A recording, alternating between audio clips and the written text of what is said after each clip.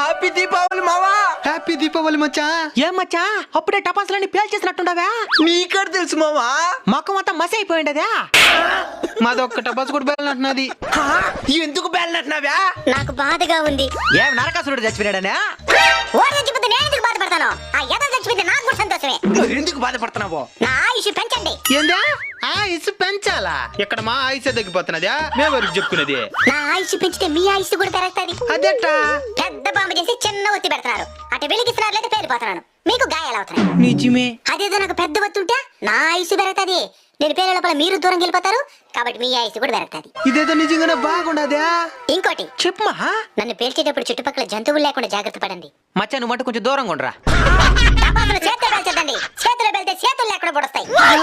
టపాసులు పేల్చేటప్పుడు అన్ని రకాల జాగ్రత్తలు తీసుకోండి. సరేమా. ఇంకోటి చెప్పమా. Happy Deepavali. Same to you మా.